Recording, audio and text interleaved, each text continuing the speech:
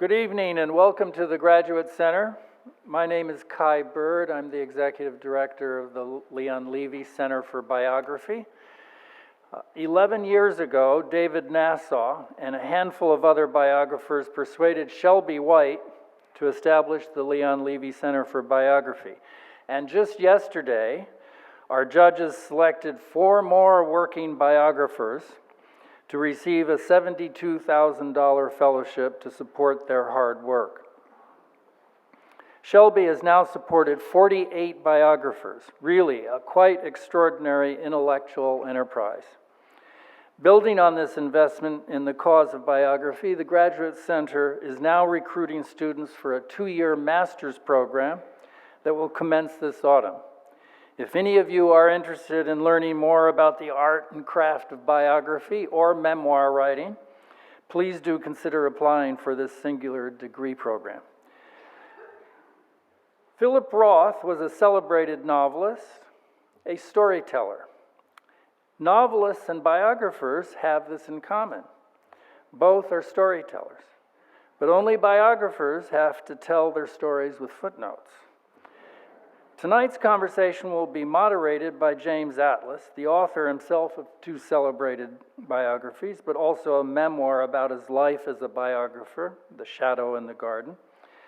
But we are here tonight because some months ago, Jim confided in me that he had written a memoir about his friendship with Philip Roth. He said it was very short and was being published as such only as an audiobook. That's a hot new thing now, you know. Jim was being too modest. His memoir is really quite moving, and I urge all of you to listen to it. In any case, I'm delighted that I was able to persuade Jim to put together this stellar panel to have a conversation about the life and work of Philip Roth. Thank you.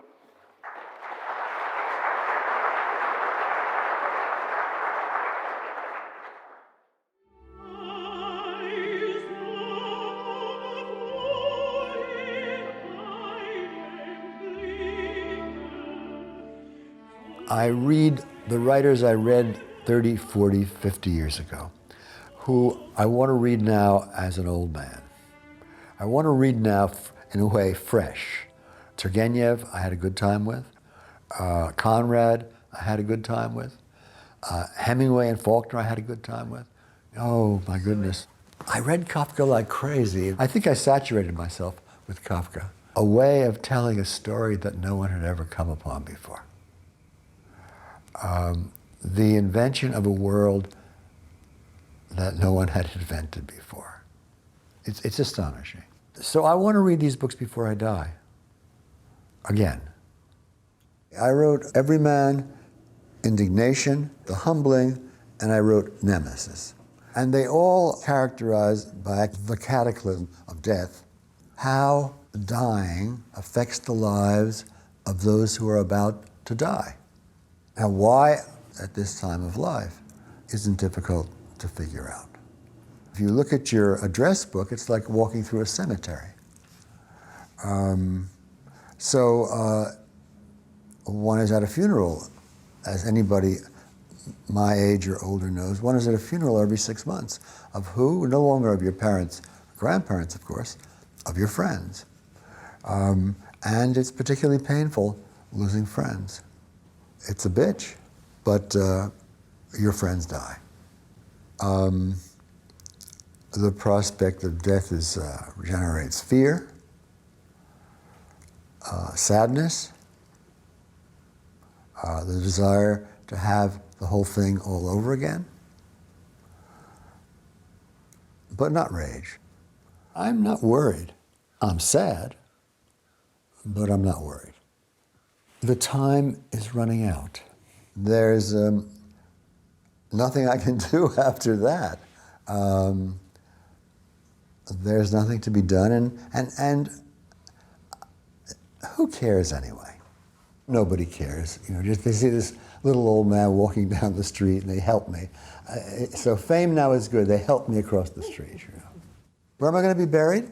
If I were to tell you where I'm going to be buried, the result would be that the moment I was in the ground, and my address, the address of the place was out, the place would be overrun by teeny poppers.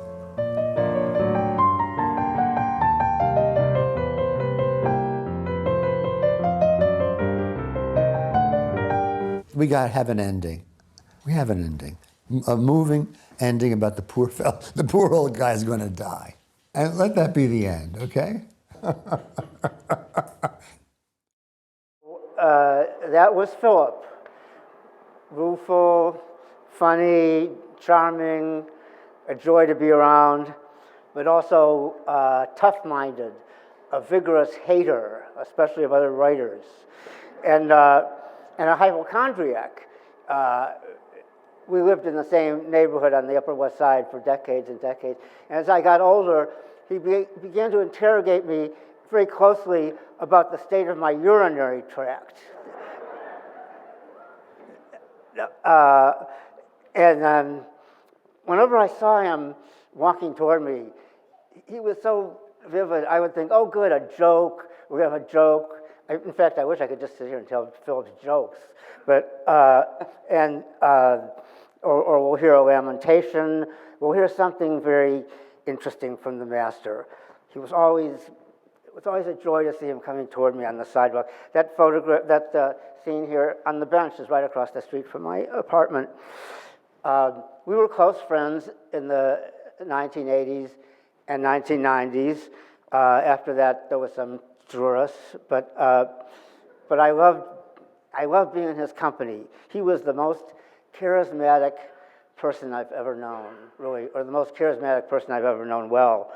And now he's been, to use Bellows' eerie phrase, subtracted. He's not with us, and I miss him. And so I invited 4 of his very good friends to come and talk to us about Philip and bring him back to us, at least for an hour. Judith Thurman met Roth the way I did and can tell you about it, but she's he wrote her a note after reading Isak Dinesen, right? And that's how they became friends. That was in 1983, right? And we were very close friends ever since then. And Judith, of course, is the biographer of Isak Dinesen and Colette. And David Remnick is David Remnick. Well, I don't have to go over his resume for you exactly. And Claudia Roth Pierpont also met Roth in this characteristic way, right? He wrote to you about a piece that had been in the New York about Franz Boas, and then you got to know him. And she wrote a wonderful book called Roth Unbound, about Roth's life and work.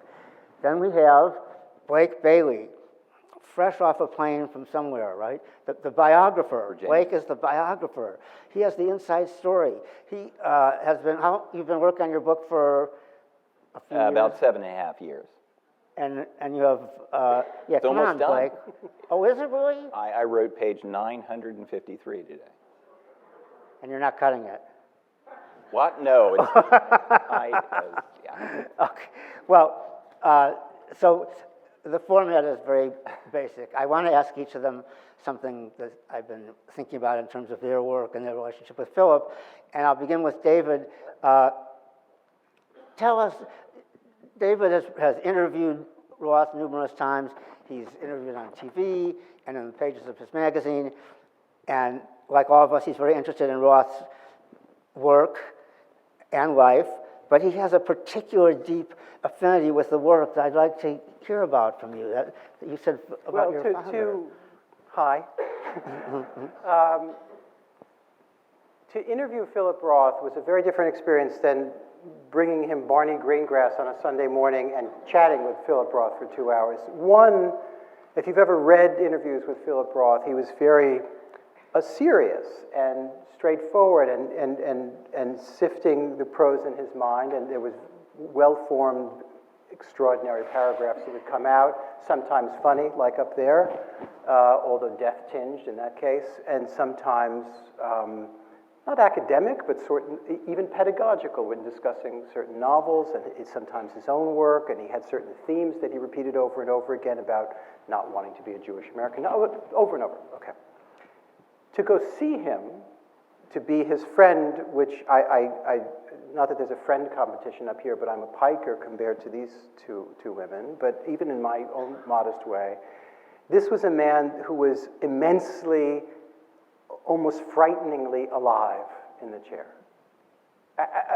In a way that was like a deep weather of some kind. And I found it even scary in the beginning, because you knew that there was not one goddamn thing lost on him. Any of your gestures, your insecurities, but this is not the way I knew him best. The way I knew him best was beginning at the age of 12 and growing up in a very dull town that didn't have much to offer, or so it seemed, and going to church basement book sales and buying books for 25 cents or less. And I bought this yellow hardcover book, great luxury, 50 cents I spent on it. And it was called Portnoy's Complaint. And I brought this home, and first I read it in the with the expectable fashion, which is to say, with one hand. And then I read it as I was 12 years old, not a mature reader. And then read it in a kind of Jewishy, I was a Jewish New Jersey kid reading Philip Roth, discovering this thing, and it was overwhelmingly powerful and funny and scary and, as they now say, relatable. Relatable. Not the psychoanalysis part yet. And so I had never read a book that got to me in this way. I was really young, and I've read that book probably 20 times since. And learning different things from it. And whenever I take a trip, it's very rare where I don't throw one of Philip's books in my bag along with something else. There were two people that I learned how to appreciate language, to understand that art is something that can take you somewhere else and deeper, and all this is first listening to Bob Dylan as a kid, and that suggested a whole range of associations. It gave me everything, even as it was driving my parents crazy across the hall, and Philip Roth. And if my father had been a genius instead of a dentist, he would have been Philip Roth. And so I've read countless authors afterwards, but nothing gets to you the way that first reading experience does. So that's how I knew him best. Yeah, we all experienced that, I think. And Judith, as I mentioned, he wrote to you after reading your book, and then what happened? Well, something that people don't know about him, and people say, well, what was he really like to women? He was the greatest encourager of women's writing. He would write he wrote to me as a young writer and about my biography of Isak Dinesen, to say how much he loved it, and he liked to talk about biography. And so I didn't believe it was the real Philip Roth. I thought it was my friend Max. And I said, Max, did you really write that stupid letter? I can't believe you do this. And Max said, what are you talking about? So I wrote, still very gingerly, I wrote back, if you were Philip Roth, the writer, not Philip Roth, the baker, the candlestick maker, the butcher, I'm completely thrilled by your note, and I would, of course, love to see you. So that was 1982, and he was in London. And when he came to New York several months later, we met, and that was the beginning of a beautiful friendship. But David mentioned Dylan, and this was a story told at Philip's memorial, that on the day that Dylan won the Nobel Prize, someone called to commiserate with Philip, and he said, no, it's not bad, it's fine, I've just been inducted into the Rock and Roll Hall of Fame. And what he added to me was that he thought that was great news, and that next year he hoped Peter, Paul, and Mary would win. So he, from the beginning, sort of picking up on what the experience of being his friend was like, Philip was the greatest seeker of complicity as a friend. Complicity was really his religion. And by complicity, I mean a sense of gameness, a sense of repartee, a sense of keeping the birdie in the air, not letting it fall into the dust, joking back and forth, playfulness, verbal playfulness, irony. You never let the tension, you tried never to let the tension of the irony slacken between you in a conversation with him. Of course, you could have deep and soulful and sad at times and difficult conversations with him, but that playfulness was the absolute hallmark of our friendship for 40 years. So, and even almost even at the very end too. And Claudia, he wrote to you also, right? Yeah, it's obviously something he did when he enjoyed something or was interested in something, he would reach out to you. I also just got a letter in the mail with, he had a little stamp in the upper left corner that he'd put in, and it was Cornwall, Connecticut, and it was an article I published in the New Yorker about an anthropologist. It wasn't even literary. It was about an anthropologist called Franz Boas, and this was 2004, and The Plot Against America had just come out, and there were themes in common with that wonderful book and with the life of Franz Boas, who was very active in the 20s and 30s and 40s to try and keep immigration going, and was very anti-rightist at the time, very anti-isolationist in terms of America going into the war. And what he sent me was actually a photocopy that someone had sent to him of a real lefty magazine from 1941. It was something he said his father used to get to stoke the indignation, he said. And it was something called In Fact. And it had on the cover an article about Lindbergh, and it also had an article by Franz Boas. And he just sent that and said, I thought you would be interested in seeing this. And I wrote back, and he wrote back saying, you want to get coffee? That was 2004. And I was worried. I'd read all his work, obviously, by then. I'd met him much later than Judith did. We went to a little place called La Fortuna on the Upper West Side, long lamented. And we just sat for hours.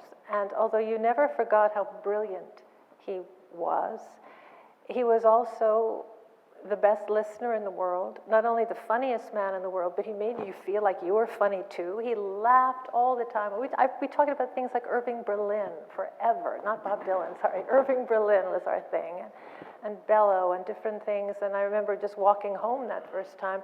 It took us forever to get home because we kept stopping in the street and just laughing, walking from 71st to 79th Street. He was a remarkable, caring friend, as well as this genius of a writer. And I'd say that if there's one quality that you can look at that holds those two factors together, it was the amazing way that he listened. The novels, as you all know, I'm sure, are just full of the most credible, touching voices. In one of them, I think it's Deception, he calls himself an écouteur, a connoisseur of voices, and he was. But that's because in life, he listened so hard. As David said, he didn't miss a trick. You couldn't pretend anything. You couldn't fake anything. He saw right through it if you did. He saw to the heart quickly. He looked you in the eye. This was both professional and deeply personal in the way he dealt with people. It comes out in the books, and if you were lucky enough, and I consider myself extraordinarily lucky to have become his friend and entered his life that time, in those years, you felt it. You understood, this is that energy beam, that taking in people and that hearing what they say. It's on the page, and it's sitting there in the chair across from me. So Blake, tell us, where do we stand here with this? You worked on it when he was with him closely? I'm in the middle of the discussing his final book, Nemesis, and I'm thrilled. I'm the finish line. It's up there. Chapter 48. Did you spend a lot of time when you were working with him directly? How did that go? Well, it was interesting. David was talking about the different sides to Philip's personality. He could be deeply grave. There is on YouTube Ben Taylor's interview with Philip. I think it's from 2011 when he won the Man Booker International Prize. And there you really see Philip as this sort of elegant, lucid statesman of art. He doesn't crack a smile hardly. And nobody did that better than him. In the film we saw, you see the twinkle, but you don't see Philip at his most sort of antic, Portnoy-esque sort of behavior. And I was immediately exposed to the full spectrum. My first interview with Philip, one thing that perhaps should be pointed out, he was recovering from major back surgery, and he had a fentanyl patch. So he was getting some pretty strong opioids pumped into him.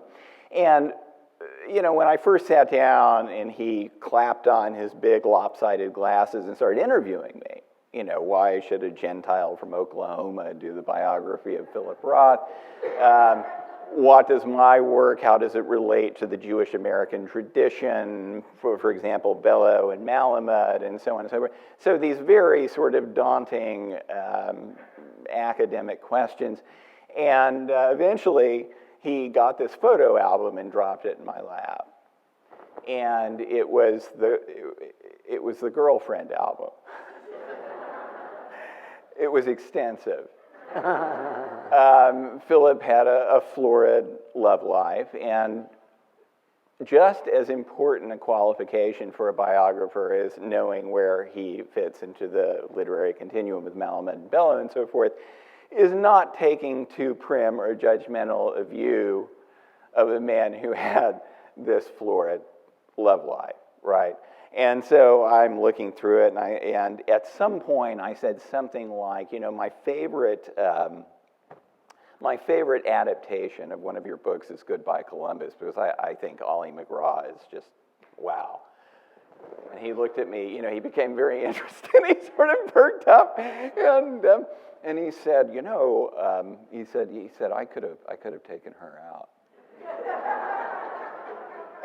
And I went, my God, man, why didn't you? And he went, okay, you're hired. And he was totally serious. So. Did he really give you his Eames chair? That's wonderful. What? Did he really give you his Eames chair? Yeah, that chair he was sitting in, his Eames chair. He lived in his Eames chair for the last 5 or 6 years of his life. I got it in the will. Oh, you're lucky. Sweet. Wow. Now, so are you authorized, unauthorized, neither? It is authorized. I don't invest that word with the same sort of, slavish deference that some people do. Authorized means that the guy said, okay, you can look at my papers, you can talk to all my friends, you have the blessing of me and the estate, and that's me. Good. Well, that's a good plan. So, David, you were talking about the electrifying experience of reading Portnoy, and I've been trying to figure out why Philip is a great American writer, I think the great American writer of this period, but he also was more. He was a celebrity, a figure, a presence in American culture. And that's what you mentioned, Bob Dylan, and he was really in the midst of it. I wonder how that came about. Was it because he wrote in so many genres, or was it because of Portnoy, which suddenly made him a celebrity? And Well, I'm not really interested in that. I'm interested in why you got the Eames chair. me too. Exactly. Well, it's too late now, Well, man. I think actually, maybe I disagree in the sense that he was a celebrity briefly. Portnoy's complaint came out, and he suddenly found himself the subject of what a celebrity lives like, which is to say, people pointed at him and made liver jokes on the street, and Jacqueline Suzanne went on Johnny Carson and said she wouldn't want to shake Philip Roth's hand, ha ha ha, et cetera, et cetera. This caused Philip Roth to move the hell out of New York City eventually, first to Philip, I think I'm getting this right, to Philip Guston's house, great artist in the country, and then he sought a life much like that and bought a house in Cornwall in northwest Connecticut, precisely not to be that. He did not travel very much.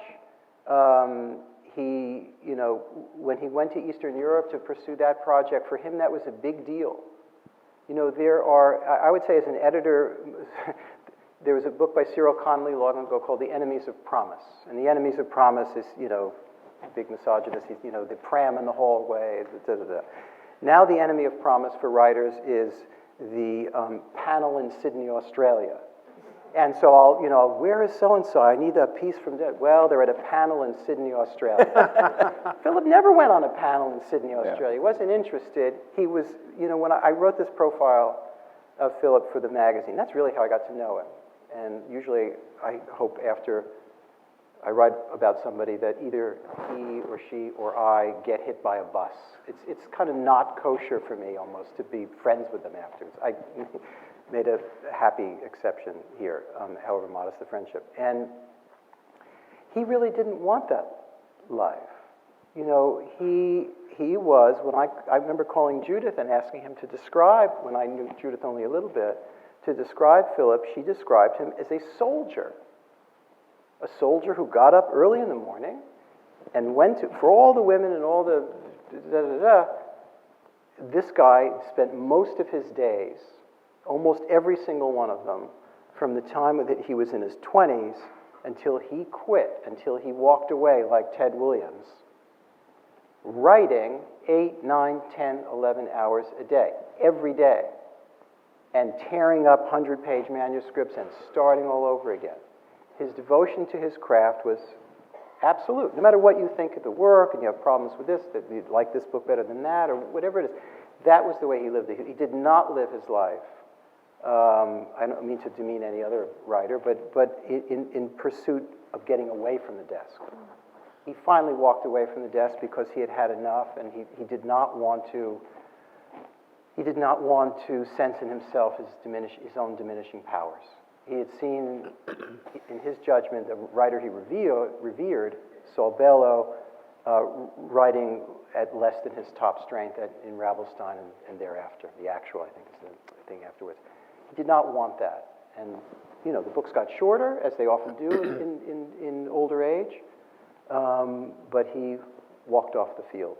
And at that point, he watched a lot of ball games and saw friends, and it's not as if he pursued that celebrity at all. He was well known, for sure. There's something else to add to that, which is that he, the downside of one of the many, there were no upsides to Portnoy for Philip. And he even said at the end that he regretted having written it. And you believe that? What? You believe it? I don't know that was true, but he said that. Yeah. And he suffered from a terrible notoriety that was painful, gnawing. It was like a skin rash. He couldn't shed it.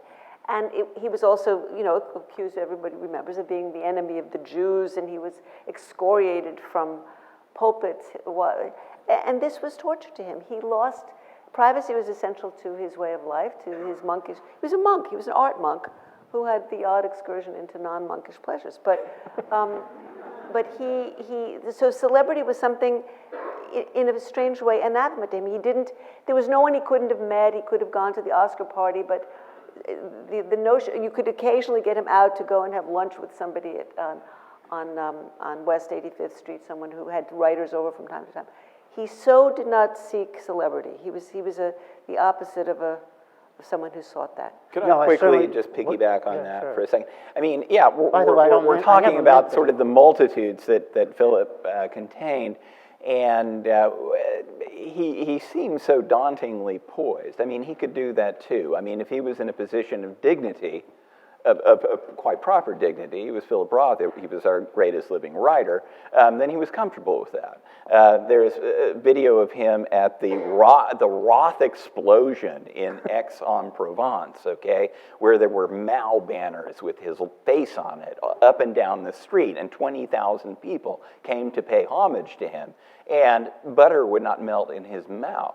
I mean, he liked that, and that's what was due to him.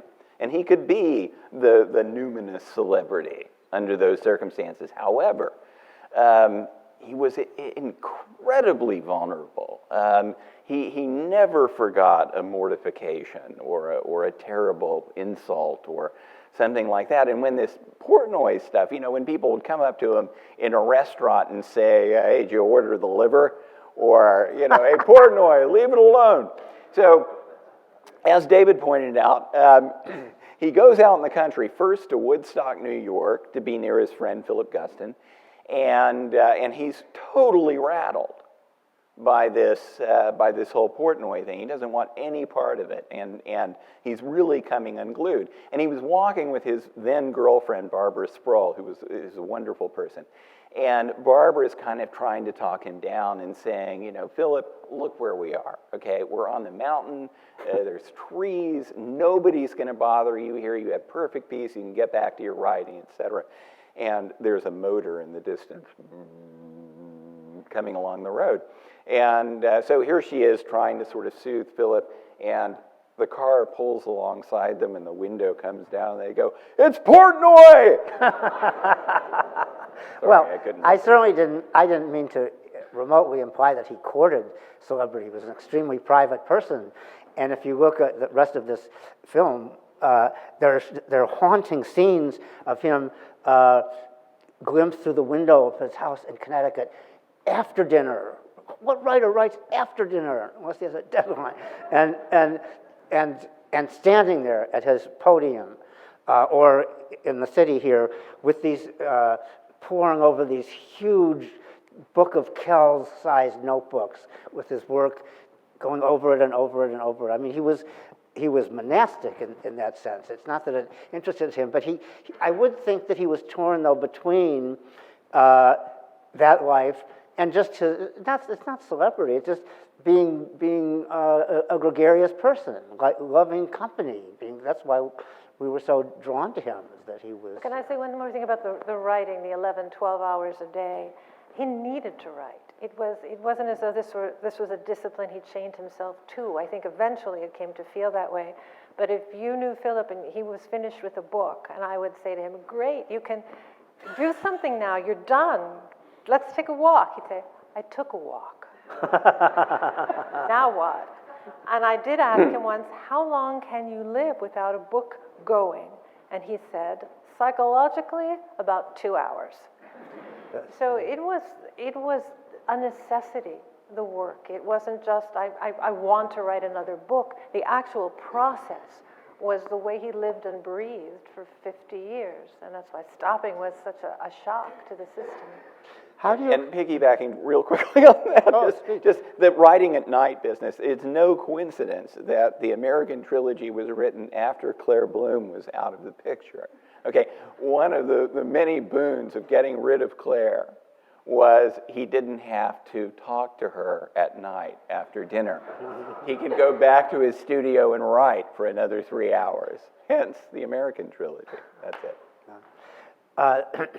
Your reference to the trilogy reminds me to ask you about the protean nature of his 31 books. The 31 books that you see when you, at his last reading, for instance, at the 92nd Street Y, they were all on the table there. 31 books, and they were in. We could parse this out, but they were in at least 4 different, profoundly different genres. There were the fugue, late death novels, the comic novels, the American trilogy, the Zuckerman. How was it that he was able to move so easily, but I don't know, easily, but was able to move between these different forms? I'm going to call on you. You want to try that? I mean, I have. Yeah, I think that every subject that he took on, he became something of a different writer in it. If you were to look at, if I were to show you a page from an early book, like When She Was Good, and a page from Portnoy, and a later page, you wouldn't know that these were the same people writing the book. I wonder what Blake thinks, that he was so immersed, absorbed by the subject. His voice becomes one with the subject. There's a voice for, we say the American trilogy, but the voice of American Pastoral is nothing like the voice of The Human Stain. American Pastoral actually has landscape poetry in it, very briefly, and for a purpose. And the purpose is an emotional purpose, so you can see the same landscape lovingly through Swede's eyes and with hate through Mary's eyes. I think, he not only didn't repeat himself because he didn't want to repeat himself, and he was careful about that, but it goes beyond that. I think it goes to the kind of gift he had, which was once you give yourself to the subject, his voice was so much the voice that this book required. And Philip, as a writer, was all about voice. And I think that's why Portnoy's complaint, aside from the masturbation and aside from all the liberation in the book, it was this voice in your ear that you believed that was talking directly to you that had this tremendous effect, and I think was also part of the reason for the celebrity. Everybody felt personally impinged upon by this book and all of these books. The voice is so confiding, so real. The first person is so not literary seeming, and he worked so damn hard to get that voice. But there are sentences in Letting Go where you would think he was Thomas Wolfe, and Or Henry James. Or Henry James, and Right. his voice changes absolutely depending upon the character he needs to present. And I think that's the key to everything being so radically different. There's a very important passage in The Counterlife towards the end where he's talking to his mistress, and he says something like, I can't paraphrase it, do it justice, but he said, "The self is an illusion. I am a performance. I am a performance of myself. You are a performance of yourself." It's not a coincidence that he wrote that his alter ego was an actor, a great sort of Shakespearean actor who loses his mojo. And Philip the actor, he married an actress. He nurtured her career. He was, in many respects, a performer. He was performing the sentences. He was performing these feats. He was going on stage. He had the stamina of a great stage actor. And so he could slip into different roles the way an actor can. He could assume the voices. He could assume the mannerisms. He could inhabit the roles. And I guess that's true of most fiction writers, but it was particularly true in a physical, visceral way for him, I think. Yes, that's interesting. How would you, I mean, you can't really describe the voice because it has such variety to it, but there was some kind of resonance that it had for us that other writers somehow didn't. I mean, there were lots of writers. I think the writer that you know so much about, Saul Bellow, I think if you picked up the Central Bellow books, the big 4 or 5, 6 books, they're not that unlike each other. Mm-hmm. Yeah. I mean, the voice is Bellow voice all the time. And a great writer, believe me, not for a second diminishing it, I'd say that about Ed O'Brien, for example, who's a great friend of Philip's, and any number of writers whom I admire enormously. Philip, this is not the case at all. The voice of Sabbath's Theater and the voice of Letting Go is like from 2 different universes. And that didn't speak of an insecurity or a constant shedding of skins. It was, as Judith says, each book began anew, and he learned different things and wanted to put on different things, and saw each novel, this is his vocabulary, that the novels were a problem. That very often a person, a man, a projection of Roth or something like that is put into a horrendous predicament of some kind. He discovers he has a twin and ends up, or somebody by the same name, and that's Operation Shylock, and that's a comic premise, but also somebody in extremis.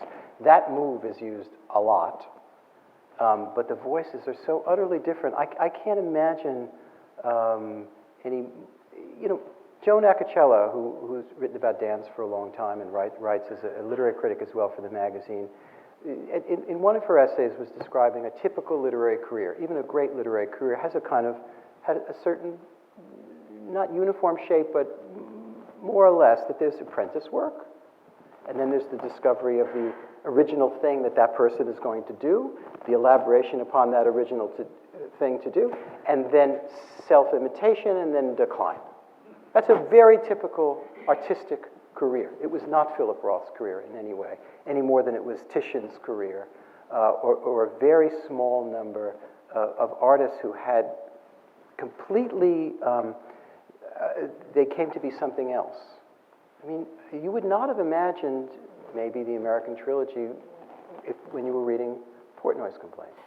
And that was really part of the phenomenon of Roth, this kind of complete remaking of the artist from book to book and from period to period, and even late, those short novels.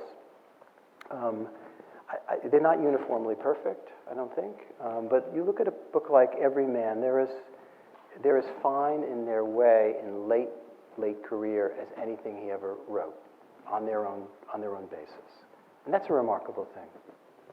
I'm doing a piece for a magazine now about the new translations of the Odyssey, and I've been, of course, reading the Odyssey, and thinking about what everyone is saying.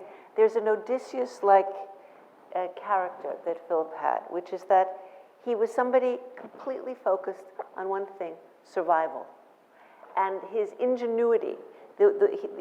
Like Odysseus, his ingenuity was focused on ways to survive. That meant ways to create, in his case, ways to reinvent himself, ways to outwit mortality, ways to outwit humiliation, ways to outwit indignation. Take the titles of the books. So he's an outwitting. His art is an art of outwitting. How do you think he dealt with criticism, which happened a lot? It was not an easy career. I mean, I had a little experience of this. This is so embarrassing. He gave me, I was so terrified. He gave me the manuscript for Plot Against America, and I read this book, and I thought, well, this could never happen. A neo-fascist becomes the president of the United States, and his administration is based on nativism and hatred of the other, and God, it's like science fiction. Anyway, we had a conversation, and I really had very mild things to say, on the level of, I'm not sure that everybody is going to know who, whatever tertiary historical character. I did not sense that he was thrilled with this. No.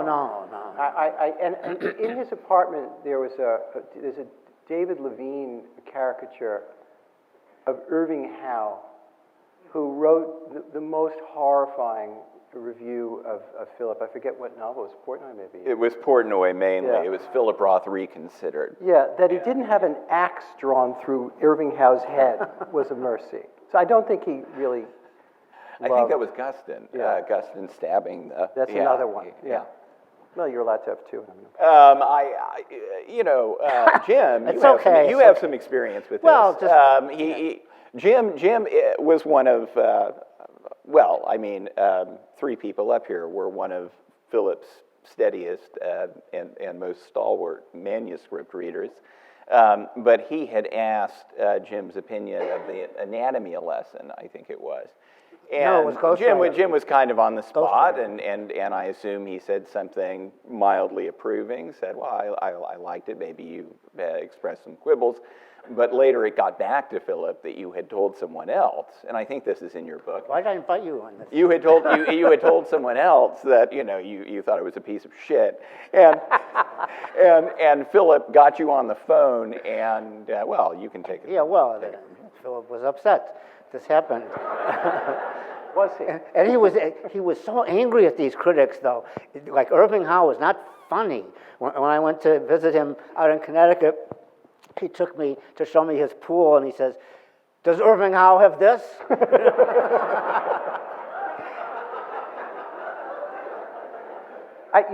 The most tragic criticism, and I think it was really because they were talking across purposes, is the great scholar of Jewish mysticism, Gershom Scholem, from Jerusalem, and obviously considerably older than Philip, wrote a scathing denunciation of Philip on Jewish terms, and I don't even know he knew how to react to this. Gershom Scholem occupies a place in Jewish scholarship and scholarship in general that's beyond. Well, he reacted with fear, even Yeah. as well as dislike. There was simply a lot of fear after Portnoy, That's so and that's what interesting. motivated Howe also. I think Well, but- these books are being judged frankly, in terms of the war and the Holocaust, by Right. the time. It's 20 years after. Yes, but sensibilities are what they are. But- And suddenly, the Jewish caricatures, so to speak, the suburbanites in Goodbye Columbus, which are innocent, and Irving Howe thinks they're great when they happen. He thinks Right. they're spot on, this family. This is really it. This is funny. You got it. This is new. These people haven't been depicted before. When Portnoy comes out retrospectively, he finds them frightening. And he says they're not considered with enough sympathy, Right. considering what these people went through in these in the war years and post-war years. And Gershom Scholem also, living in Israel, having left Germany, thinks that what he thinks is this is a gift to the anti-Semites. Right, and his best because friend this has is their died in it, yeah. experience, that they don't even need a gift. They don't need a book that shows Jews in a bad light, as it seems. Right, he's The living in... the Scholem review was explicitly menacing. He said that this is the sort of thing that's going to lead, in effect, to a second Holocaust. And when world Jewry is on trial Yeah. because of this kind of vile, obscene slander, we will have Philip Roth. Yeah, that's to much blame. rougher And to... that's much rougher kind of to... terrifying. It's much coming from rougher Gershom for a Scholem. writer to absorb that than Dwight Gardner saying, I liked your previous book better. That's a But very that's the frightening thing. magnitude of the issues And, that and, were and, involved. and he had fellow feeling with Ralph Ellison, who got a lot of that because he was in the midst of his own debates within the African-American literary community and the wider literary community about where he stood on certain things too. And there was, I believe, and you're going to know this much better, and I'm sure it's a well-drawn scene in your book, but there's a night at some university where Ralph Ellison and Philip and writer C were on the same table feeling similar anxieties. Am I right? Well, Bellow thought it was in 1962 at Yeshiva University, and Already a bad start. And he was up there with Ralph Ellison, and it became clear that though Ralph Ellison wrote one of the great masterpieces of the 20th century, Invisible Man, no one was interested in Ralph Ellison. They were interested in pillaring this young 29-year-old Philip. And basically saying, if we lived in Hitler's Germany, would you write the kind of stories that you do? And Ellison finally, and Philip, and I've seen this, I don't know if you guys have seen it, but when Philip is feeling beleaguered, and of course there was the fentanyl patch at the time, so remember that. But he was I was interrogating him about his first wife, Maggie, and those are very traumatic memories for Philip. And when Philip is sort of beleaguered that way, you can see sort of the light going out of his eyes, and his eyes were sort of flickering and rolling up into his head, like he wanted to pass out, he wanted to shut down. And that's what he famously said of it, was what Yeshiva University was like, was that he felt like he was in his corner and he couldn't come out for another round. And Ellison picked up on that and said, look, what is going on here? I'm not a spokesman for American black people. I'm writing about the human experience. Ellison We're was not attacked too, apologists yeah. for our races and Yeah. our et cetera. So, yeah. So as our program unfurls here, I have these cards. People wrote down questions, and this is how they do it at the 92nd Street Y, and I wanted to have this format so that people wouldn't, I don't mean to insult anyone, but to stand up and tell your story or confess or explain what has already been explained 10 times by everybody here. So they wrote out these questions, and I'm going to look at a few of these, and what we'll do is answer 3 or 4 of them, and then, if you'll indulge me, then we will close with a brief passage from Remembering Roth. So that is our program. I just wanted to say one more thing before we start the questions. For those of us who knew and loved him well for a long time, it's the first baseball season we're not going to share with him. Oh. Yeah, it was a hard day, the first day of the baseball season. I had a last question, and we're under strict time limits, but I'm going to ask it anyway because it's so interesting to me. And that is, Philip said he liked to quote Joe Louis saying, when Philip was assessing his own career, he liked to quote Joe Louis, the boxer, saying, I did the best I could with what I had. And to me, this is just such a resonant way of thinking about one's life and work. So my question, going over time here, is what did Philip finally think of his own achievement and work? How would he have answered that question? We're going in order? Just answer it. Carry that. What would he, well, you said it, that he did what he did the most that he could with what he had. That's so moving. And he quit before he lost it. I think he looked back on those 31 books with some amazement and a lot of gratitude and a sort of laugh, a sort of sardonic laugh also that he had survived it, and he was proud. Yeah. If you went to an award ceremony with him, he was proud. He wasn't. No, that's right. I think maybe Blake will correct me, but Updike, these writers who had incredibly prolific careers were not always shy about saying what do they think of them will last or what their favorite books were, which are two different questions. In Updike's case, it was early stories and Rabbit. It's a man who wrote 50-odd books. Philip's favorite book was Sabbath's Theater, and I don't think that's I love that book. A lot of people have problems with it for reasons obvious and otherwise. That was the book where he described himself as being the most free, and freedom is a theme. And what is Portnoy's complaint really about? Is it about masturbation? Is it about liver? Is it about baseball? No, or Jews. It's a book that uses the psychiatric, the psychoanalytic arena so that a voice can be free. And that was something he prized, and I think Sabbath's Theater was where he felt freest, and in many ways that's why he felt that was his favorite book.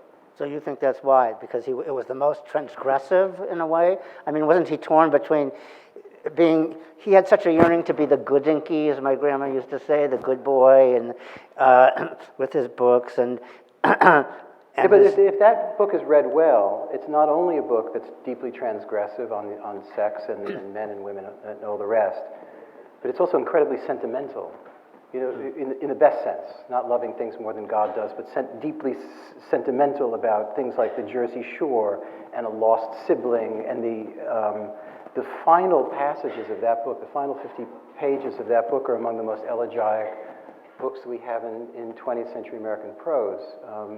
And they're about, a Jewish shore town and a brother lost in the war and parents whom you'll never see again. And I'm getting choked up thinking of those passages just now. So having heard him read it at the Newark Public Library, that's his favorite. what do you think of his work will last? It's so hard to know. I feel optimistic that he will last. The work is so strong. It is so impressive. Oh, I think several of the books will last, but I just want to say one thing about the previous question, about the Joe Louis statement. It's remarkably modest, I think, to just say, I did the best I could with what I had. And when he spoke about other writers who one would speak of in the same breath, of Bellow or of Updike, he always felt that he worked harder than other people did, that nothing came easy to him, that if he did a page a day, it was a lot. And he felt it just poured out of Bellow. Bellow even said something about Augie March somewhere, where I just had to put a pail under it and catch it. I'm sure, but probably bullshit. He felt there was a fluidity to it, and he really felt. I mean, Joe Louis. It's not an arbitrary person he chose. He was fighting it out every day in his studio to get the sentences the way he wanted. He knew what his achievement was, but he didn't have an exaggerated sense of where he started from. He knew how hard it was for him to get this stuff out. And I think when I was writing my book, he was rereading everything, maybe for the first time through, because he had just stopped writing. And I think he said he was very happily surprised. Oh, is that right? With how this is kind of good, he'd say. There were books he's had no patience with anymore, like Letting Go. He just had no patience Oh, with letting it go at is all. great. Tim wrote a But- superb introduction to the 1982 reprint of Letting Go. Well, I'm not I have something to criticizing add, him, but go ahead, I'm She's sorry, go ahead. saying. Well, just how difficult it was for Philip to write is belied by his seeming, by his actual prolificness, but he talked about Updike has the gush of prose. Right. Updike published in his lifetime 73 books, published 45 books of essays, poetry, and miscellanea, 28 novels, and then the posthumous stuff. Philip published 31. And he would say, Updike has his fucking fluency, and I'm happy with my 1 page a day. Well, one day I was at the Library of Congress, which is where Philip's papers are. And the way that works is you can only have 5 boxes taken out at a time on a little cart. And I finally said, look, Philip told me that back in the warehouse, he recently deposited all this new stuff. It's not catalog, I've got to see it. So he took me back into the warehouse, the manuscript warehouse, the Library of Congress. Now, you know that last crane shot in Citizen Kane, which comes over the statues and all the rubble and pointless possessions and finally ends up on Rosebud, right, in the fireplace. Well, Philip's wing of the Library of Congress manuscript warehouse is like the final crane shot in Citizen Kane. So interesting. And 90-something% of that was worthless to him. That's what he had to do to get to what he got. Wow. He also thought he was a very good boy. A good boy. Yes. Oh, yeah, absolutely. He thought of himself, and rightly so, as a very good son. I remember he had a great relationship with his parents. I mean, surprisingly, you'd think that lots of Jewish mothers, when Portnoy came out, said who had writer children were afraid that they were going to, become Mrs. Portnoy. But his mother was not Mrs. Portnoy, and he was a very good Jewish boy in that way. That reminds me of when he was about to publish Portnoy, he took his parents, you must know the story, you would know all stories, but he took his parents to lunch to prepare them for the portrait of these hapless, insane, obsessive, neurotic parents who were going to appear in Portnoy's complaint. And he said, Mom, Dad, this is going to be huge, and I just want you to be prepared for it, and understand it's not you, it has nothing to do with you. So they took this in, and then they went back to Newark or Weequahic, and they're in a taxi. And a few years later, Philip asked his father, so what did you guys talk about on the way home after that lunch? And he says, well, your mother just wept. She thought, this boy is so grandiose.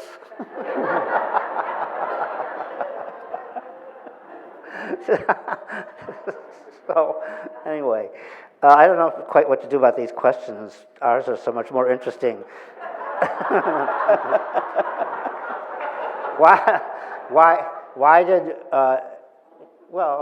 any of the panel recall Roth talking about children and expressing some thoughts, feelings about not having children? I don't have children. It's actually a good question. You want to It is a Yeah. good question. Well, I talked about children a lot with him, and he didn't have children. He had opportunities to have children at various points. And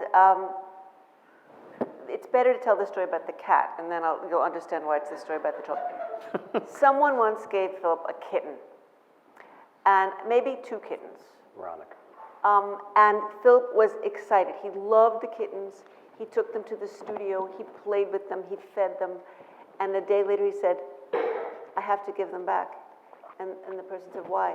He said, I just love them too much. They were taking too much time. I couldn't work. I would spend my entire day playing with the kittens. And he felt you could have a kid and then not pay attention to the kid, but that was not who he was either. And he felt he was committed to what he did, and he was committed to writing.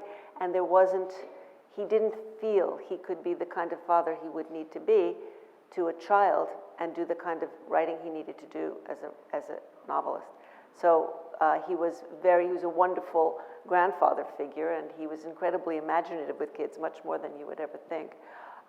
He was inventive. I mean, he would put my son on the floor of his studio when he was a baby, and with a flashlight made kind of planetarium, and they did this for, I was bored, wanted to go get a glass of wine, and they were still playing with the flashlight 20 minutes later. So he was inventive and wonderful with children, but, you know, if you're a soldier, you don't have them. Well, sometimes I felt that he wanted to be, I don't say this in a disparaging way at all, it was rather touching, but that he wanted to be the child. And one Saturday I was in the park, and I saw him coming out of the Marionette Theater by himself. I thought, that's strange. He must have just gone because he wanted to be at the theater. And another time he called me up and said, there are elephants out on the street, which there in fact were. The circus had come to the Museum of Natural History. He said, let's go, see the elephants. But I think it was a wise decision. One time he was willing to have a biological child. He was passionately in love with a much younger woman this was 2005, 2006. And that's when he liked to tell that joke that you quote in your book. You want to tell it, you do the Jewish accent better than I do. Which joke is that? Yeah, the 83-year-old man goes into the confessional. Oh, yes. Do it. I actually am not good at telling jokes, so I wrote them out, so I have a couple. He goes to a confessional, and the priest says, do I detect a Jewish accent? He says, why are you telling me this? Wait, you didn't tell, you need to tell him what he told the priest. Okay, you do. He goes in. 83-year-old man goes into a confessional and says, I'm 83 years old, and I'm sleeping with a 28-year-old woman. And the priest says, do I detect a Jewish accent? Why are you telling me this? I'm telling everybody!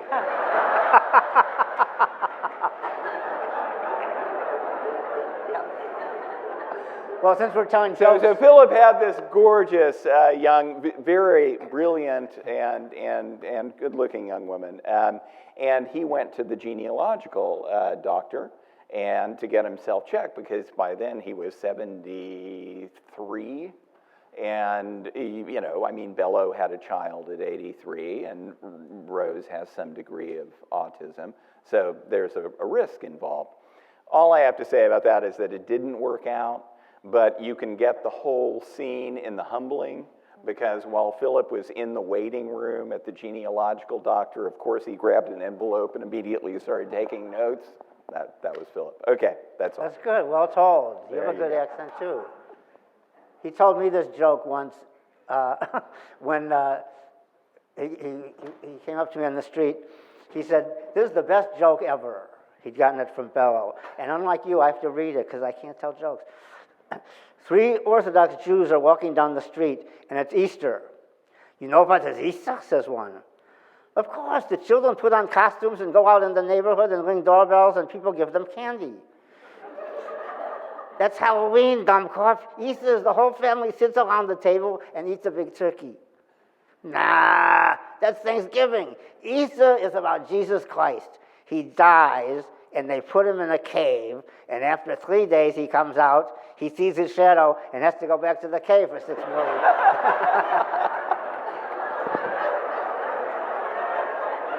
You should stop there. It was like being his neighbor. Well, I know, we're getting a little out of hand here. Once Roth quit writing, was working on his biography, A Substitute. Very much so. He was thrilled. Philip was not good at being idle. For the first 3 years, I would get, those envelopes with the wonderful translucent brown tape on the back, so no one would try to break into them and see what Philip Roth was sending his biographer.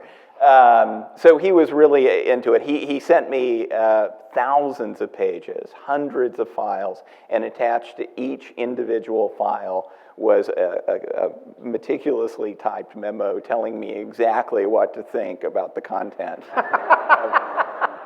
of that file. So I think Philip's hope was that he would sort of write his own biography by proxy.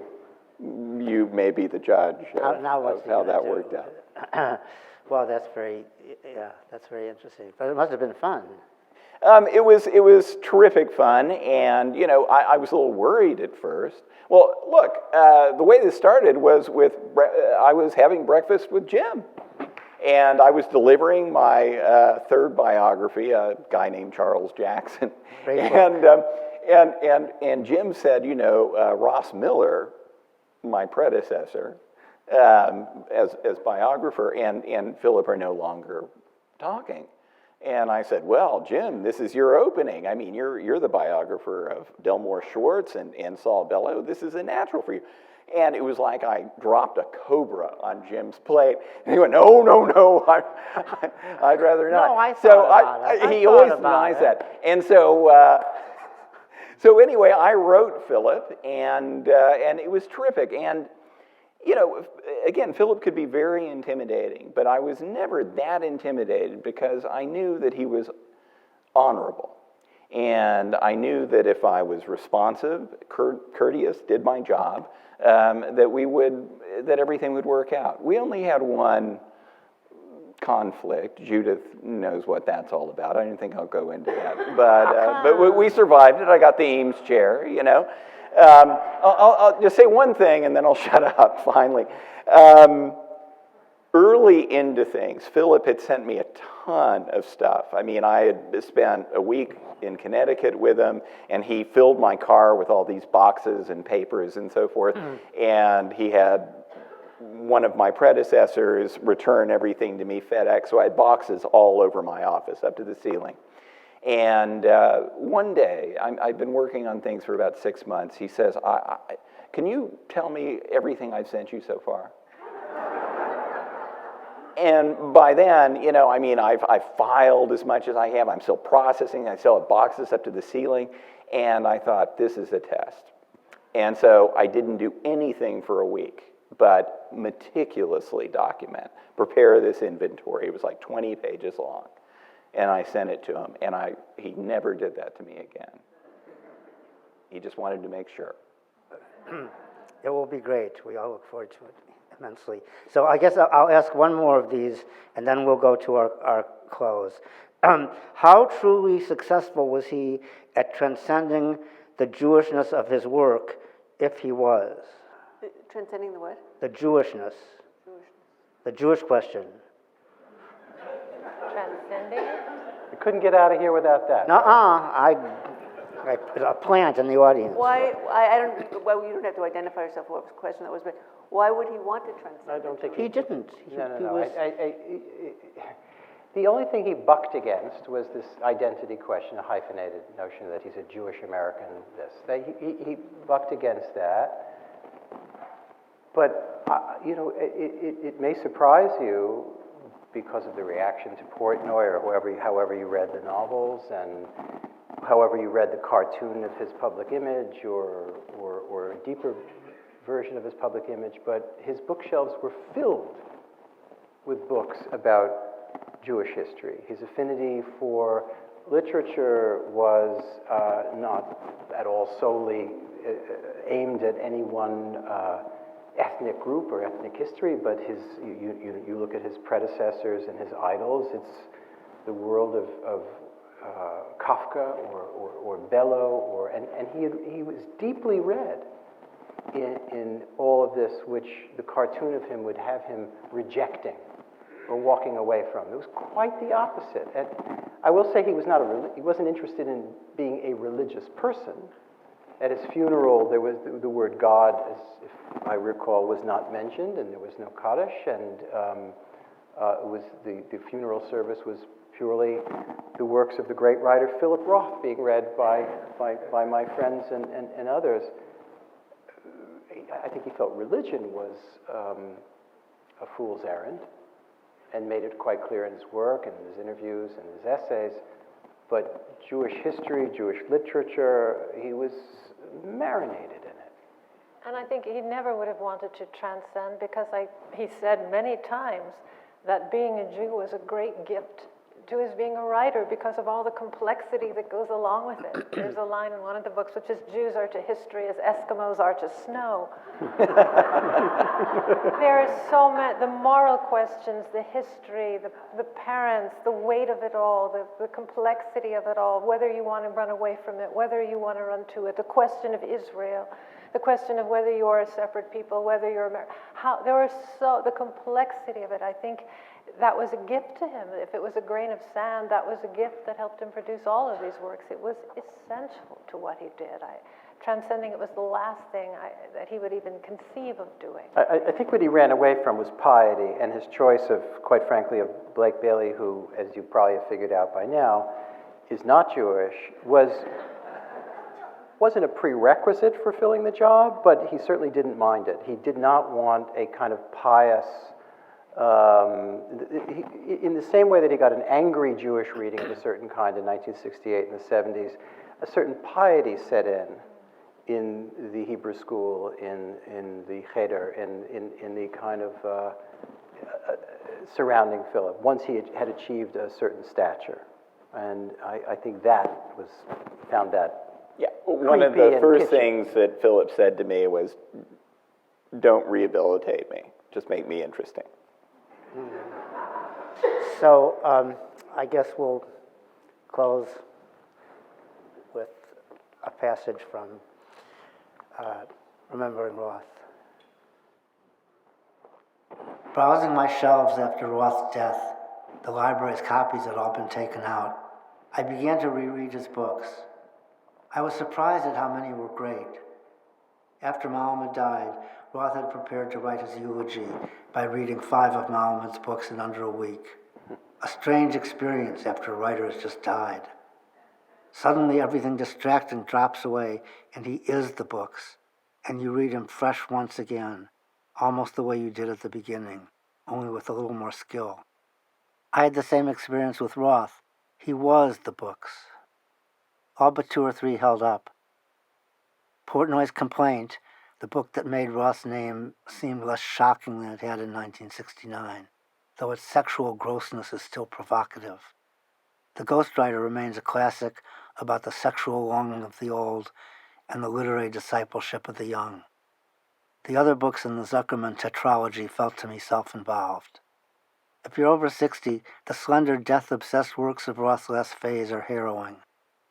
The American Trilogy, The Human Stain, American Pastoral, and The Plot Against America belong to the great tradition of Melville, Hawthorne, and Dreiser.